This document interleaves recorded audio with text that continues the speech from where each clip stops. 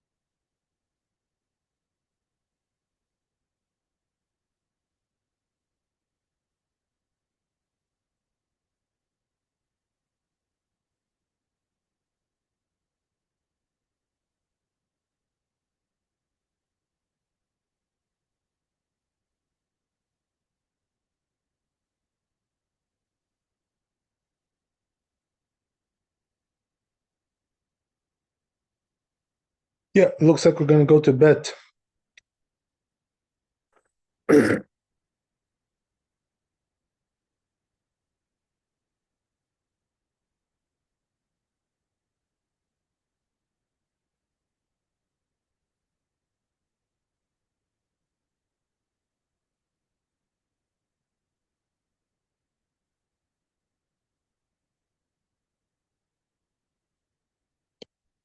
So we said, right, if you don't have a goy, put it on your donkey. Sham Mishnah. It's over there in the Mishnah. We Gemara, Tzelos Gemara. Kufnu Gimel Amud Bet. V'halo mechamer. So he says, but isn't this, isn't he leading the animal, which is prohibited? Amar Abad Abrahava manicho alea keshehi melachet. We said, right, that the way he does it is that he places it when it's moving. So Gemara says, yeah, but it's gonna have to stop sometime to urinate, whatever. Latil glalim, or right, to use the bathroom, whatever. So therefore, it's going to be stopping and starting. The animal stopping and going. Tana keshehi me'alechet manicho alea. So Gemara answers, as we saw this before, but right, the way it works is that when it's going, he places it, and then right when it stops, he takes it from it. Rashi explains that when it's going, once it starts to move its feet, to go, the lav akirahi. So this is not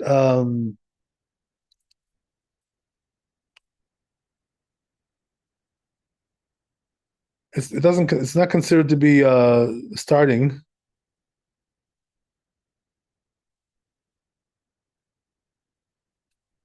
In other words, if you place it on it after it started walking, so you didn't really, transgress there. And then when it stops, you take it, from it. And then, right, when it starts up again, you're going to place it again. So, Katav Rambam, this was the Gemara that we just saw. Now he brings the Rambam, Rambam also adds, right, you're not allowed to also with a loud voice, to lead it, to lead the animal on with a loud voice.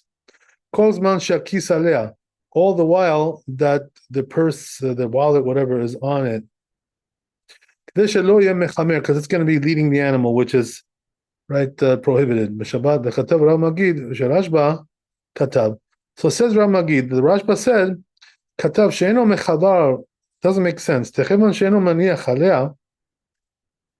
But since he doesn't place upon it, until it goes, eno mechamer, he's not really leading it anymore. Od aval hu zal ta'an be'ad Rambam. But he defended the Rambam's opinion. Mm-hmm. Okay, great.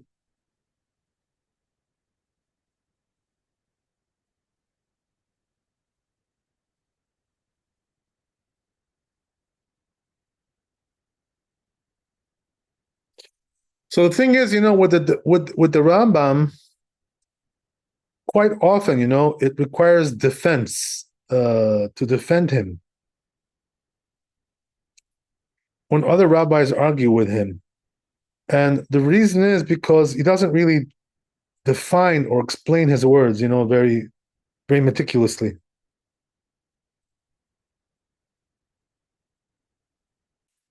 So sometimes he needs somebody to come to his defense.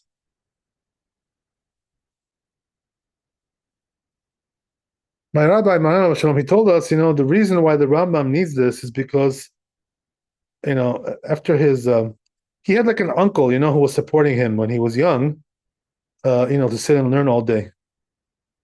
And then when his uncle passed away, he had to go to work, And because of that,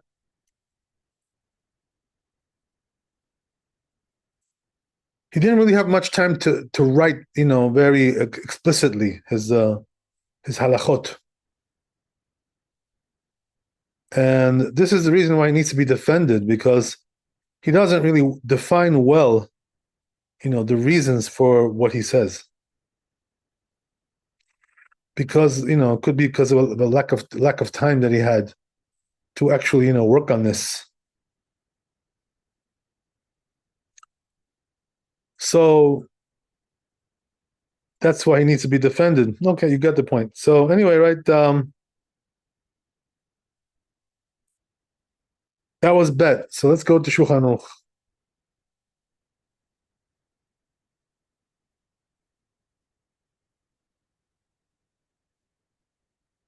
Says Shulchan Aruch, im en imo eno yudi, right? If he doesn't have a goy by him, manichola bechamor, then he puts it on the animal. וכדי שלא יהיה חייב משום מחמר. So what's the reason why that I didn't say it right. One more time. וכדי שלא יהיה חייב משום מחמר. In order that it shouldn't be, right, leading the animal, which, as we said, right, is not allowed, if there would be, right, if it would start walking with the item on it, or stop. So therefore, in order to avoid that problem, so what you do is, you wait till the animal starts walking, and then you place it, the object. In this case, right, we're talking about a purse or a wallet. So then it's not going to be right considered to be like he started walking, with the object on it, which is going to be, more of a problem. And then when it stops, right, what you do is remove it from the animal. And then after, right, it's gonna again, right, start walking again. Ragla, and then you're gonna place it again, like you did before. Right, so then we said, right, that there's another opinion we brought, which says that you also have to be careful not to lead it with a loud voice. Kol zaman shekisale, all the while that the purse is on it.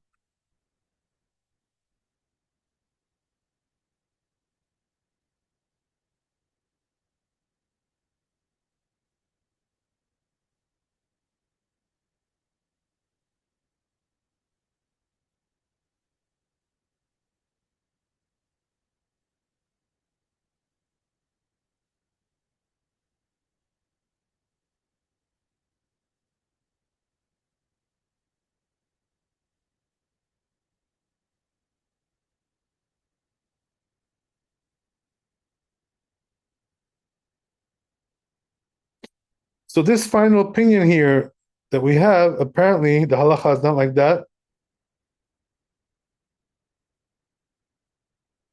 So, right, if I remember correctly, this was the Rashba that had this opinion. We did this last week.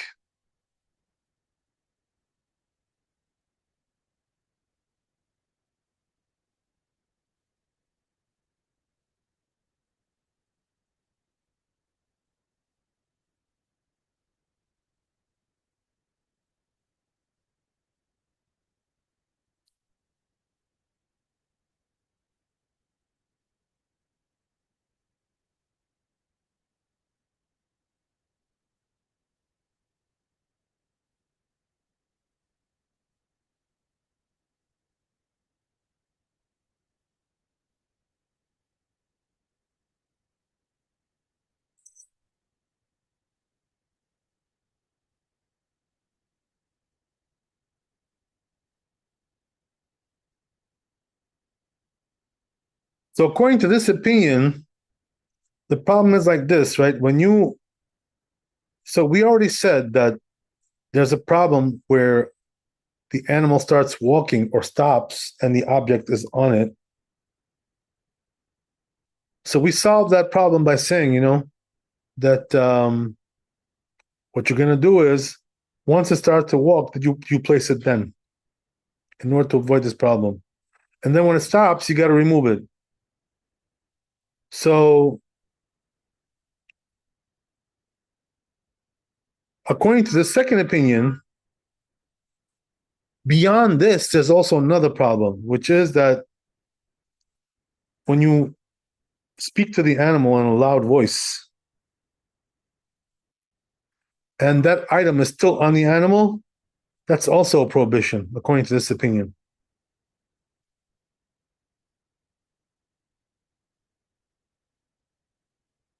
So even though it's not stopping, like that, but nevertheless, right, because you were speaking to it in a loud voice and leading it on like that, still there's a problem there. So if I remember correctly, we already said halacha is not like this opinion, because we paskin like the Rambam, right? Who doesn't mention this element at all. So who does mention it? It was the Rashba, if I remember correctly. Let me just make sure that everything is good here. Everything is kosher.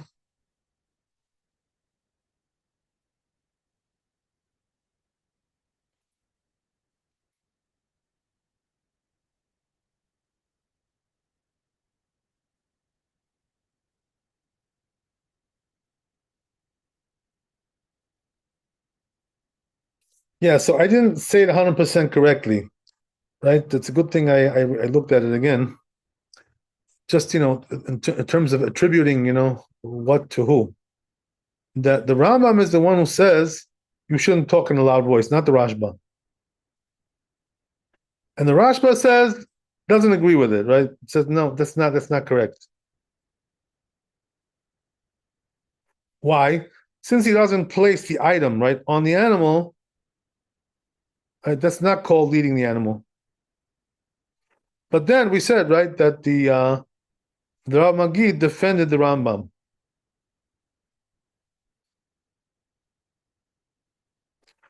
But the Shulchan Aruch seems to paskin like the Rashba. Uh-huh. Mm. That what? That we're not concerned about this. Uh-huh.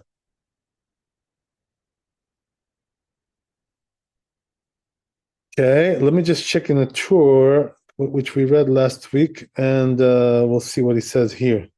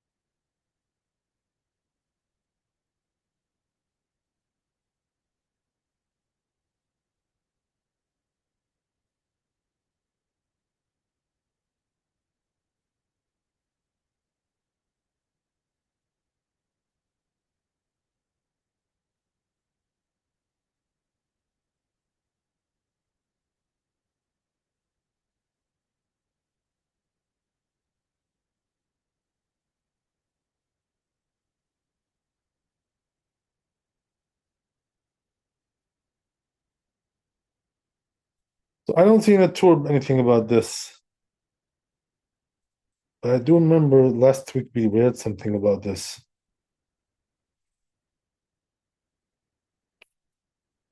Maybe it wasn't a Bet Yosef.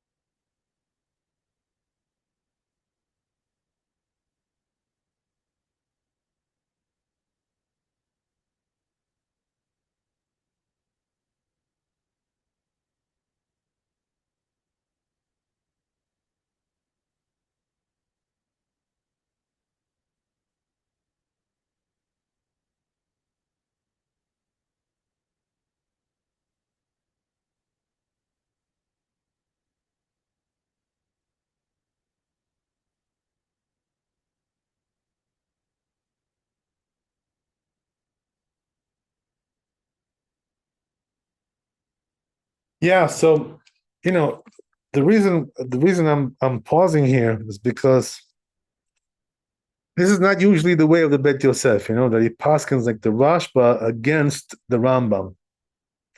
So I'm wondering here what caused him to go right against the Rambam here with the Rashba.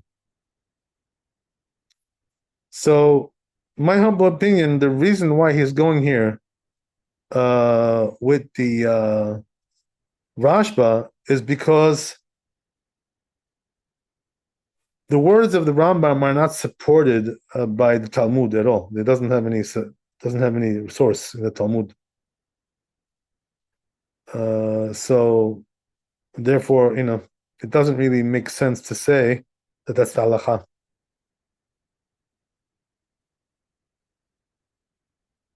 So therefore, apparently, he favors the Rashba because the Rashba is more close to the like the parameters of the Talmud.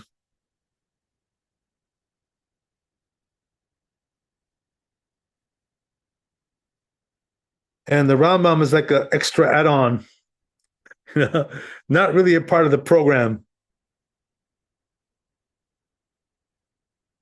Okay, that's very interesting. Usually you don't have that, but here we do.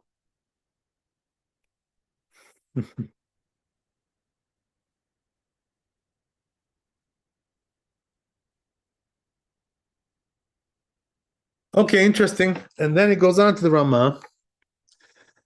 Right? So he says, right, that we already saw this before, that he shouldn't ride on the donkey. Oh. Okay. It seems like, you know what it is? We already did this, and the reason why I thought we didn't do it is because we had to go back, to look at something. But anyway, we reviewed, we didn't lose. We just reviewed the halacha that we did last week. Okay, doesn't hurt anybody. Doesn't hurt anybody. So anyway, right, as the Ramah here, that that's why I remember that we did it before. Okay, I knew something was familiar here. Anyway, right, so as the Ramah, that you shouldn't ride on the donkey in this case. In other words, you can place your wallet, your purse, on a donkey, but don't ride on it, because you're not allowed to ride on an animal on Shabbat, right? And the rabbis didn't make a waiver here for this, prohibition. They only made a waiver for the issue of the money, but not everything else as well. Okay, so what I'm going to do is I'm going to jump forward because we already did this.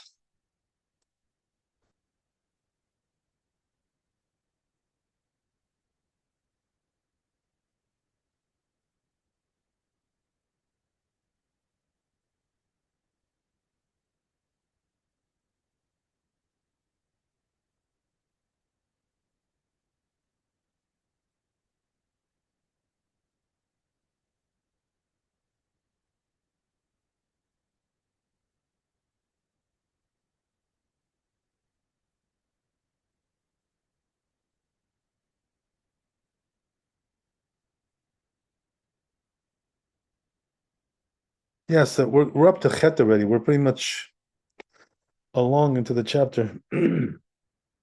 So let's see what we got.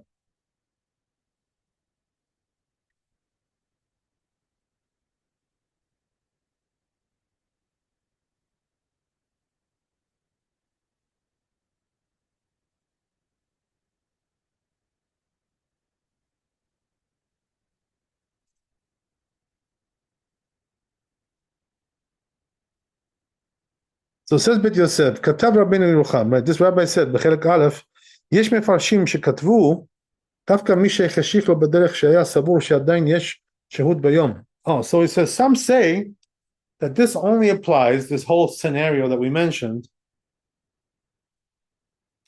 that when a person, got dark, he thought there was enough time, in the daytime. That's what we're talking about. He made a mistake. In other words, he miscalculated the timing. This happens, by the way, very often. People miscalculate You know, especially when you're like, traveling on Friday. Let's say you're going in a car, you're driving, or you're taking, some kind of a flight or something, and you miscalculated, and didn't turn out the way you thought. You underestimated, right, the timing. So here, that's what he's saying, right? That's when it applies, this whole thing. But he says if a person left his house, samuch lechashicha, it's close to being dark, v'shachach ve'otzir leshut harabim, and he took out, right, carried into the public domain, the money. Lo itiru lo shum echad mi'advarachim ha'ele. So he holds, right, this rabbi, that in a case like this, right, the rabbis didn't allow you any leniencies, any special leniencies. Only in a case where you made a mistake. But if you did it on purpose, in other words, you knew that you had very much limited time, and you knew that things were very tight, and you still did it regardless, right? That's not, the rabbis don't give you these waivers, according to this rabbi. Who is this rabbi? Rabbeinu Yerucham. Okay, fine. So that's it. So let's go to Shulchan Aruch. So says Bet Yosef, Shulchan Aruch, I'm sorry. יש אומרים דווקא מי שהחשיך לו בדרך שהיה סבור שעדיין יש שהות ביום. Some say this only applies, all this stuff that we mentioned, if he, right, made a mistake, miscalculated. He thought he had time, but it turned out that he did not. Miscalculated. אבל אם מי שעצר מתו סמוך לחשיכה ושכח והוציא רבים רשות הרבים. But if he knew, right, that the time was very limited, it was almost dark, and he still, carried, in the public domain, he went out and carried, right, his money, his wallet, whatever, purse. So then he's more like, it's like negligence here on his part. So therefore, they didn't allow him all these waivers, right? Lo itiru lo shum echad mi'adrachim ha'elu. Right. Okay, that's very interesting. Question is, do we paskin like this? Or we don't paskin like this? So let's just see Mishnah Berurah, what he says.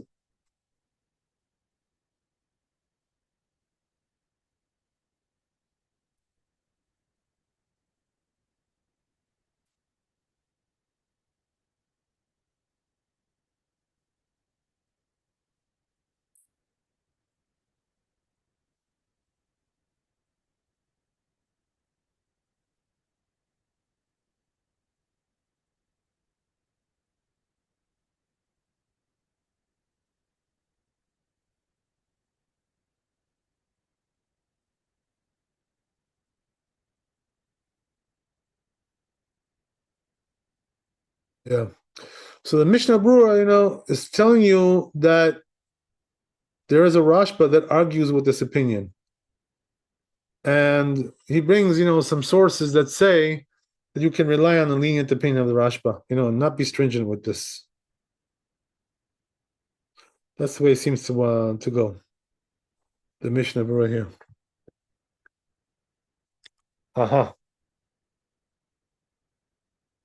What about the Shulchan Aruch? Where is he going?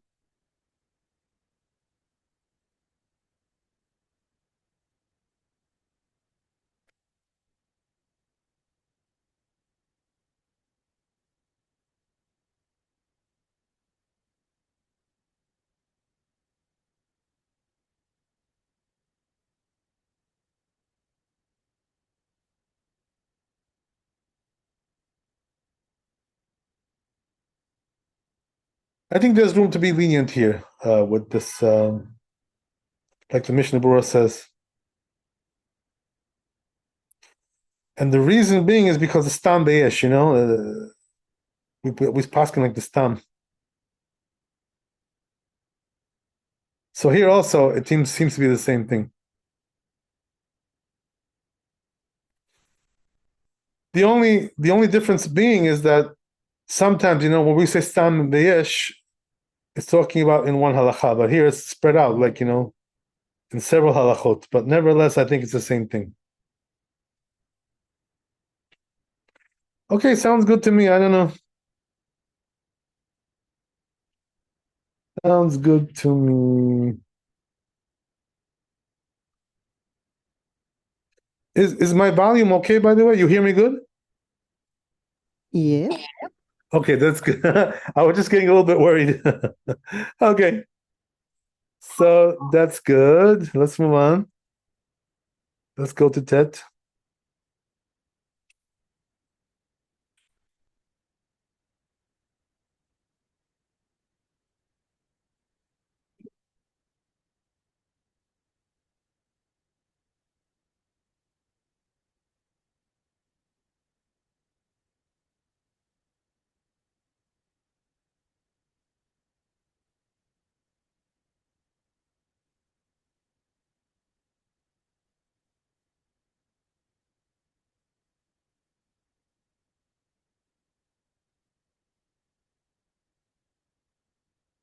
So now we're getting into a new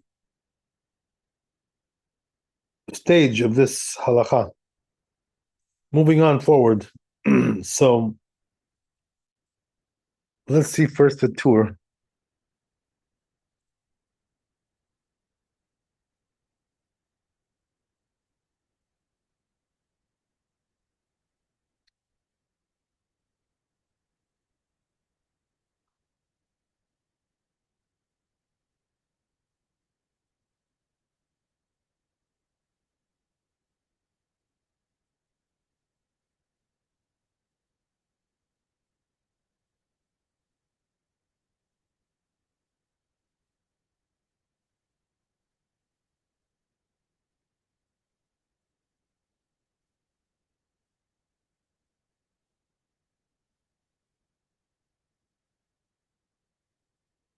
So it says like this, the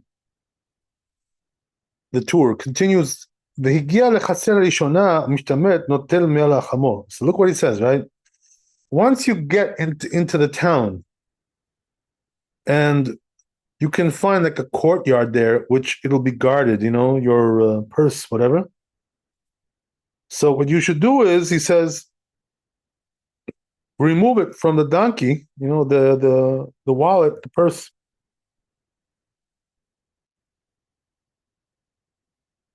כלים הניטלין ושאינם ניטלין, מתיר החבלים לשקים נופלים. So whatever is not muktzah, he says, you can just remove it from the donkey. Whatever is muktzah and you're not allowed to move it, so then he says just loosen, the belt, and it'll just drop down.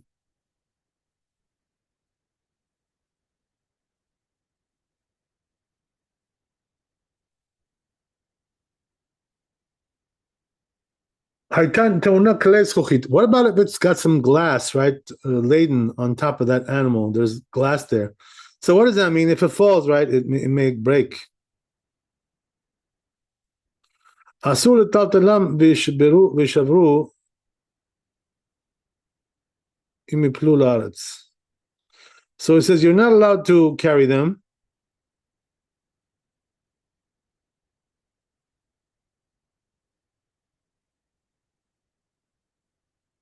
Since you're not allowed to carry them and they're going to break, if they fall to the ground, maniach tachtehem karim. So look what he says, right? What you should do is, bring some pillows and cushions in order that the glass should not break. B'dafka b'masaot ktanim. So that's only like with small loads. She'achol leshomtan mitachtehen, which you can just, let them loose, and fall down. So you're not really nullifying the vessel from its use. But if they're large, he's not able to then in that scenario, he's not able to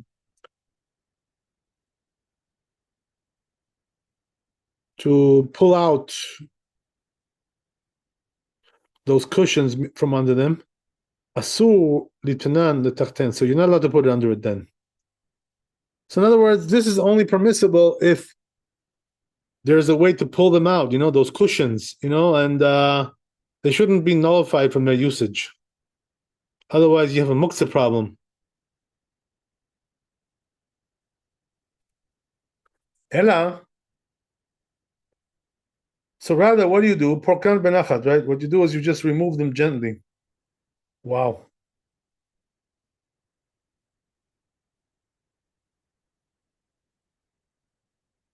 Okay, let's see Bet Yosef.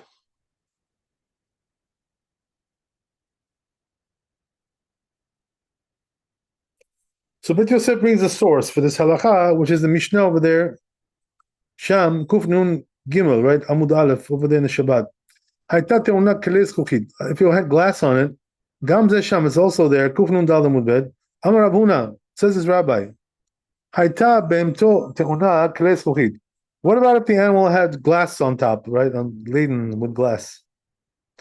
Mevi Karim Vechesatot, as we said, right? You should bring some cushions and pillows. Umaniach Tachtea, and place it under the load. Umatira Chavalim. And then you loosen the straps. V'asakim noflim, and then automatically the bags will fall, the sacks. Ve'anan tanan, but we learn in the Mishnah, notela kelim anitalim, that the stuff which is not muktzah, you can just take that, remove it. Kika amar Rav Huna bekarne de umana.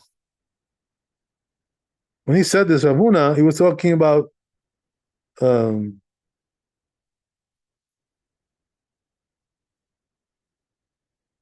kind of vessel, which is for the craftsman. The lo chazi, which does not fit for him. But the Gemara says, right, but he's nullifying the vessel from its usage. So he says, no, it's not a problem. Why? Because you can slip them out. They're small enough to slip them out from under the glass. Okay. Here's Rashi. Rashi explains the umana, right? That we're talking about a craftsman, makiz dam. So he says they're talking not really a craftsman. He's talking about a bloodletter. Shen roim l'Shabbat. So he says, right, that those vessels are not fitting for Shabbat, because we don't do bloodletting on Shabbat. Okay. Shen roim l'Shabbat beklum. So therefore, they're not really fitting, and therefore they're muktzah. They're not fitting for any purpose. Why? Because they're disgusting, right? You wouldn't, use those vessels for, some drinking, things like this, right? They're disgusting. They're all bloody. Right? So we're talking about those little things which can be slipped out, as we said, right? So he says,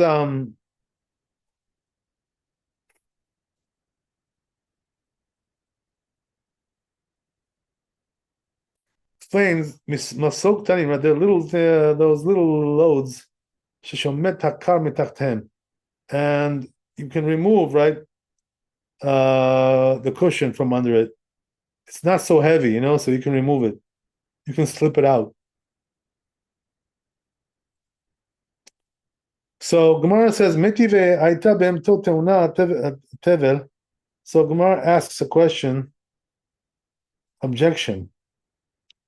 If the animal, right, was laden with tevel. So what's tevel? That's untied produce. Matir techavalim. So what does he do? He loosens the straps. V'asakim noflim, and automatically, right, those sacks, they fall off. Ve'af al pi mishtabrin. So it says, even if they're going to break,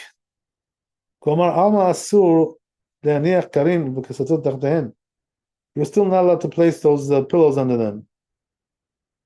Hatam bekulsa. So he says, they were talking about a kulsa. So he says, they were talking about like large pieces of glass. So he says, there's not a big loss if they break. So why is that? Because it can still be used, to make like a small vessel.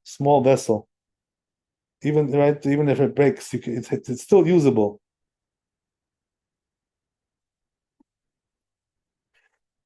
Mishum Delkim Laha de Ravuna. So since we qualified that statement, de Ravuna, Bekane de Umana, those regarding those bloodletting things, utensils. Katav Rabbeinu Aita Te'una Keli Zchuchit. So says the tour, if it was laden with glass vessels, She'asur Taltalam, that you're not allowed to carry those things. Klomar Haita Te'una Keli Zchuchit Meotan Kelin. That means to say that it was laden with glass, She'asur Taltalam, which they're muktzah. Kagon Karne de Umana, like those bloodletting vessels. Oh boy. Umash Katav Aval Im Hem Gedolim. Now what she wrote that if they're big, large, Ela Porkan Benachat. So then what you have to do is remove them gently. Klomar Aval Lo Yanichem Ala Behema. But he says don't leave them on the animal. Mishum Tsar Balechem. Why? Because it's causing the animal affliction, Then you're gonna have to leave the load on it, it's gonna be hard for the animal to hold that. So it's like, cruelty to animals, right?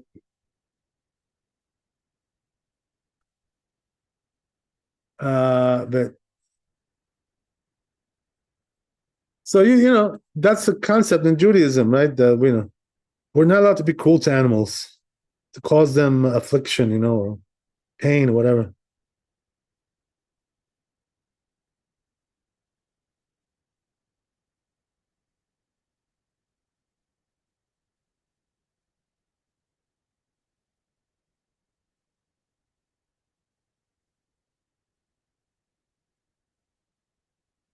Adin Ketzat Porkain. So it says, how do we remove it? Masui Shal Gabe Behema. It says that regarding the rule, how we remove it, that load, right, from the animal. Katav Rabbeinu Basof Siman Shinhei. It's we're in a different chapter, 305. Okay. So let's see if we have time to do Shulchan Aruch here.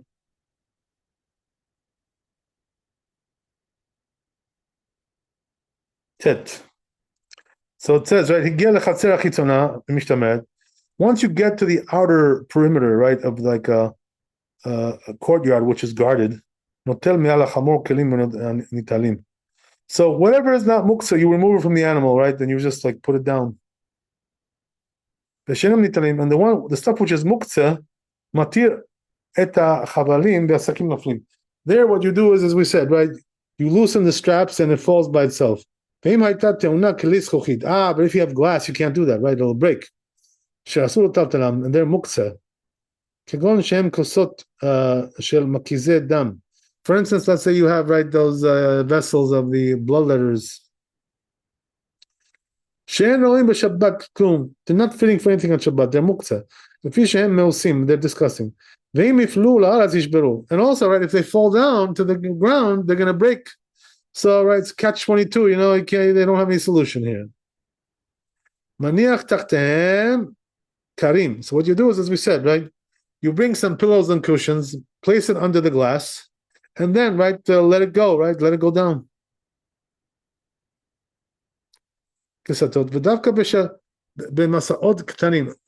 that's only if it's a small load, right, as we said.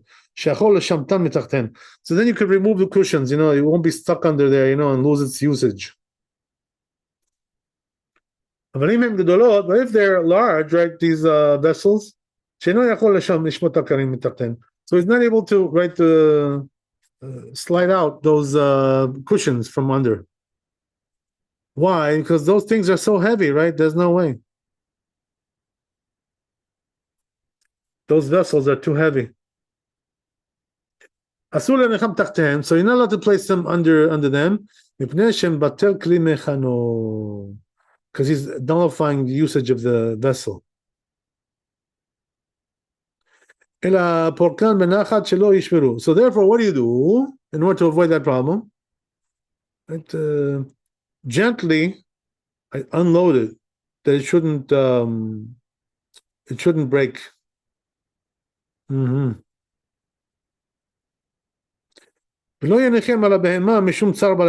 But what you're not allowed to do, as we said, right, is to leave it on the animal just like that, right? Because then it's going to cause it suffering. to hold up all that weight for a long time, for God knows how long. It could be the whole Shabbat, God knows.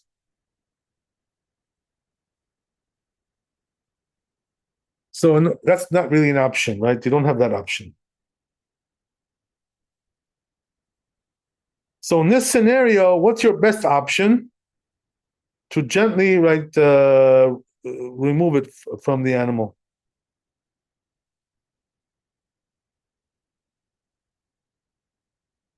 If he was able to slide it out because the vessel is not too heavy, that's the best option. If it's too heavy to slide it out, so then don't let it drop. Just like gently remove it from the animal.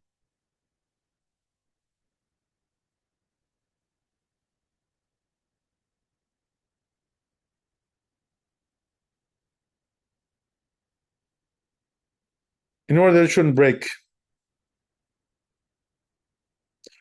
Okay, that's it. Okay, very good. So this was the last class of the year.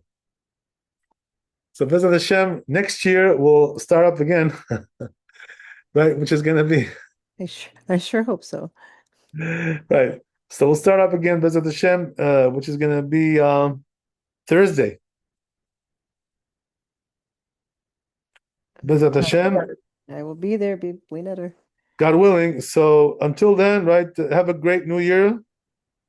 Be blessed with wealth and health and happiness. A sweet new year with all the good things, all the good outcomes. Bezat Hashem. And everything should work out well with the wealth and the health and all the good things in life. Thank you, Rabbi. You too. So we should be able to continue to do our job with joy. Absolutely. Okay, Chazak Baruch. Thank you, you too.